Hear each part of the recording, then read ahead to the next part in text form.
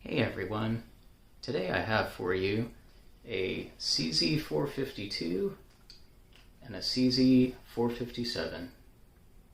Okay guys, in case you don't know, the CZ450 series of rifles are really excellent precision rimfire rifles. They're some of the best you can get without spending a whole lot more money. So I thought I would show you the two that I have here and just compare them in case you're considering buying one. So let's start with the 452. This 452 is a special model, sometimes called the military trainer. It has a beechwood stock. That's the only difference between this rifle and the Lux rifle. And this rifle has very nice iron sights and a 24.8-inch barrel. Now, because of the stock, this hogsback stock, it really places you in line with the iron sights. It does a great job of that. It's not the greatest if you want to put a scope on it, but I've put one on here just to kind of have an apples to apples comparison. And you know, the problem with it is, I'll get to this in a bit more detail, but you're not going to get a good cheek weld. It's going to be more like a chin weld.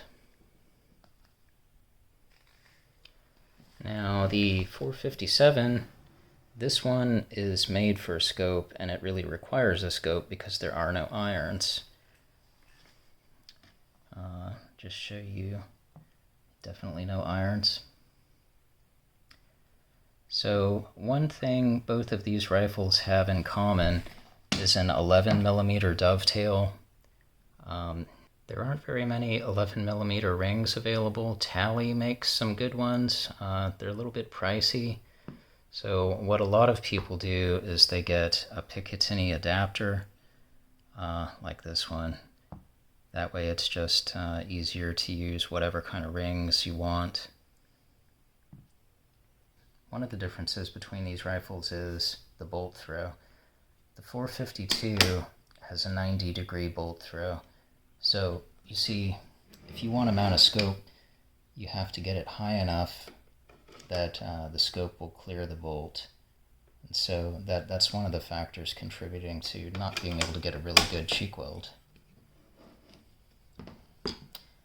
The 457 has a 60-degree bolt throw, and it is not harder to work the bolts at all, actually. You've got to do all the cocking action with 30 degrees less of a bolt throw, but it really does feel about the same for the level of effort required. Also, the 457 not only has the straighter comb there, but it's got this nice cheek rest on the left side. You really can get a much better cheek weld.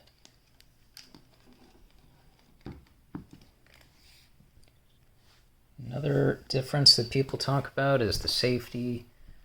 Now the 452 has this safety on the bolt where it's, see the red marking there. Now it's on safe, and you pull it back to put it on fire. Now, a lot of people seem to hate this. They want to push forward to fire safety. I don't have a problem with this at all. I just kind of think of it as cocking a hammer. You know, you pull it back and it's on fire. No problem for me. But the 457 does have, I guess, a more traditional safety as far as most American shooters would think, where it's pushed forward to fire. Now the triggers, out of the box, the 452 doesn't really have a great trigger. It's a little heavy, it's creepy, but it's easy to improve with a spring kit and a shim. This one's I've tuned to be about 1.75 pounds with just a little bit of creep. So they're easy to work on. Now, another piece of the construction here, some people didn't quite like the 452's trigger guard and piece that extends out here. It's stamped metal, and I guess some people thought it was a little cheap. No big deal to me. But also you see there's flathead screws there. And I guess now I'll point out the magazine too. So the 452 comes with a 5-round metal magazine. The 457, I had read that CZ had discontinued the metal magazines, but in favor of polymer, but the 457 comes with a metal magazine also. So they're making them again, I guess. There is a difference in the base plate. The 452's base plate is plastic, and the 457's is actually metal.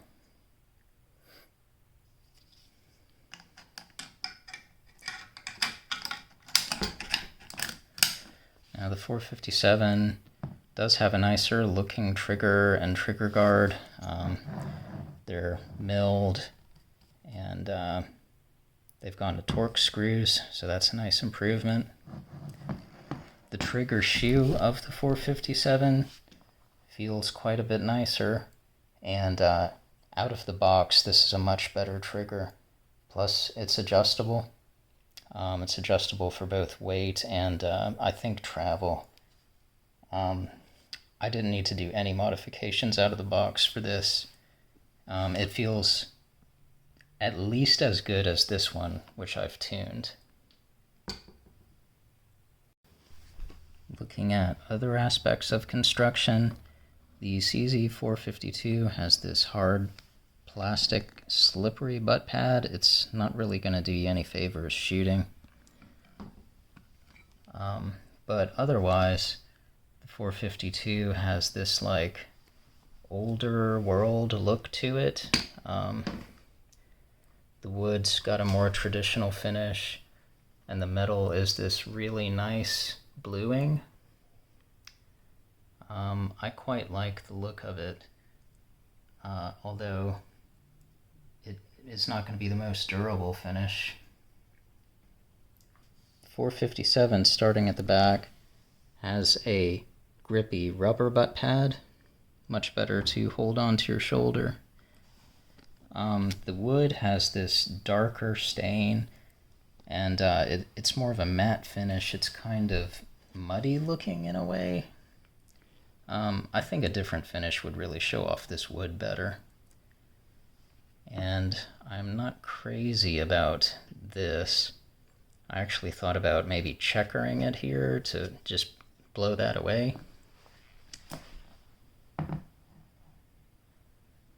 The barrel is not blued, it's nitrided, which on camera it might not look that much different, but it's a darker, like black color. You know what nitride looks like. It's definitely going to be more durable, but it sacrifices a little bit in the appearance, I think. By the way, this 457 has a 16.5-inch barrel, and one of the features of the 457 is the barrels are easy to change, in case you want to change to another caliber. I don't know how often anybody really does that, but maybe it's a selling point for you. One weird choice CZ made is this barrel is threaded 1/2x20. And on their webpage they say, hey, it's a European standard. Well, that's great, but you're selling this in the US market, so you should thread it 1/2x28. And but the good news is you can get an adapter like this one.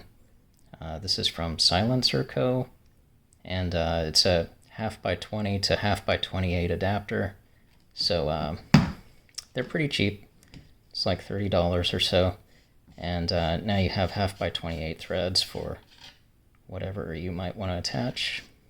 So to show you my cheek weld, in case you get one of these Hogsback stock versions, when I'm looking through the scope, you can see it's just my my jawline touching the stock. So, you know, if you can deal with that, that's cool. It's a little suboptimal for me, but I can shoot this rifle very well. Now I do have see-through rings on it currently, so just showing you, if I line up for the iron sights, then you get a great cheek weld. The rifle was really made to be shot like this. Again, I wouldn't necessarily run it with the scope, but I just wanted to show you what it would look like. Now the 452s certainly are great rifles. Another version that has come out in between these two is the 455, which is kind of splitting the difference on features and construction. But a lot of people still really love these 452s. Now the 457 with that nice cheek rest. Let's take a look. Sighting through the scope feels really good. So I'm sorry I didn't record any footage of me shooting these rifles, but I will roll in some targets just to show you how they compare in accuracy. This target is from the first time I took out the 457, and you can see on target A, the one on the left, I am zeroing the scope, kind of walking it in from the lower left until I get a group nicely inside the ring. And then on the right, target B, after I felt like the rifle was well zeroed, I took a single shot and it went right into the bullseye, so I'm very happy with that. On my next range trip, I took out the 452 and the 457, and I shot them back to back just to try to get a good comparison. And the 452 targets are A and C on the left, 457 are B and D on the right. I started with the bottom targets, and I was shooting standing unsupported here. I think these are 10-round groups. See, I think these are pretty reasonable groups for unsupported. Any errors you see there are mine. Next, on the 452, I shot target A. These are two different groups, one purposefully shot high, but you can see each group is pretty tight. The 457 target B, I do have one flyer there. That was my fault. The rest of the group is also nice and tight. So I'm more than happy with the performance of both of these rifles. They're shooting about a half-inch group at 50 yards, which is about 1 MOA. If I'm trying to pick one over the other for accuracy, it's really hard to pick. They're shooting about the same. But I would say the 452 feels like it might be capable of more accuracy because the 457 is really the better equipped rifle here. The scope's a nicer scope. I get a nicer cheek weld. It's a better action. It's smoother. I don't have to worry about banging my knuckles into the scope when I work the bolt. So the 457's got some advantages, yet the 452 seems to perform equally to it. So it's a tough call. If you do equip a 452 equally well as this 457, it may end up shooting better. Although I do kind of like the traditional look of the 452, I think the 457's made enough improvements that I do prefer this one now. For me, the shorter bolt throw and the overall smoother action, I think, on the 457 is a great improvement, and the trigger is most definitely an improvement. And just for my taste, I now appreciate the shorter barrel. Overall, I think I would pick the 457 today, although the construction of the 452 is still quite appealing, that kind of older world quality. So if you want a nice rimfire rifle you can really do some precision work with, take a look at the CZ line. Thanks for watching.